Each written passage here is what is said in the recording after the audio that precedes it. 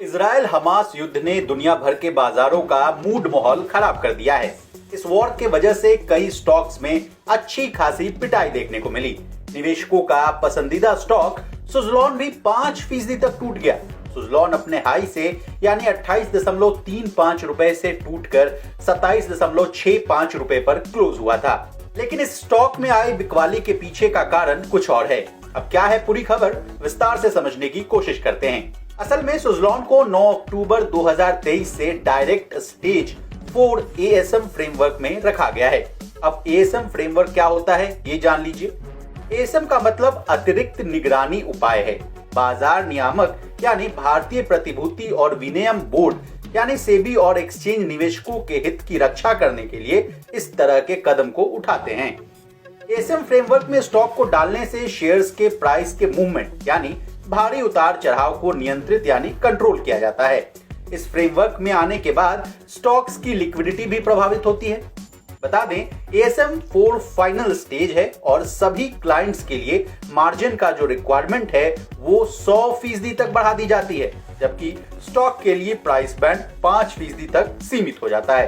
हालांकि ASM framework में आने से किसी शेयर का कॉर्पोरेट एक्शन प्रभावित नहीं होता है। अब इस फ्रेमवर्क में आने से मार्केट एक्सपर्ट और एनालिस्ट का क्या कहना है ये जान लेना बहुत जरूरी है। HDFC सिक्योरिटीज के मुताबिक ASM लिस्ट के अंडर रखा गया स्टॉक या कोई भी स्टॉक ट्रेडर्स के लिए कम अट्रैक्टिव हो जाता है। इसलिए ASM लिस्ट में आने वाले किसी भी ऐसे स्टॉक में मुनाफा वसूली देखी जाती है। हालांकि HDFC सिक्योरिटीज का मानना है कि ट्रेडर्स की मुनाफा वसूली खत्म होने पर स्टॉक की कीमतें कुछ दिनों में स्टेबल भी हो सकती हैं। अब आइए दूसरे एक्सपर्ट्स पर।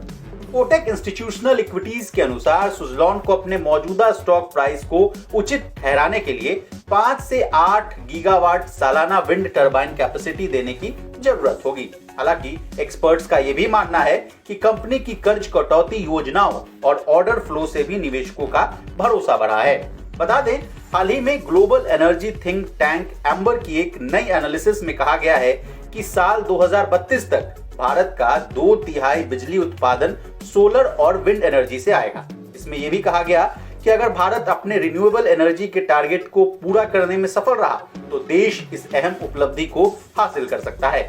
भारत में सरकार लगातार रिन्यूएबल एनर्जी पर जोर दे रही है और इसके लिए तमाम तरह की सुविधाएं मुहैया करा रही है। यही वजह है कि साल 2017 से भारत में सोलर पावर में बड़ा उछाल आया है। 2017 में भारत के कुल एनर्जी उत्पादन में सोलर पावर का हिस्सा महज 1% था। अगर देश 14वें नेशनल इलेक्ट्रिसिटी प्लान यानी NEP 14 के टारगेट को पूरा करने में सफल रहता है तो सोलर पावर की हिस्सेदारी 2021-22 के 5% से 2031-32 तक बढ़कर 25% पर पहुंच सकता है। यानी देश सोलर एनर्जी में तगड़ी ग्रोथ हासिल कर सकता है और इसका सबसे ज्यादा फायदा सुज़लॉन को होगा। अब जाते जाते सुज़लॉन के शेयर का प्रदर्शन कैसा रहा ये जान लीजिए।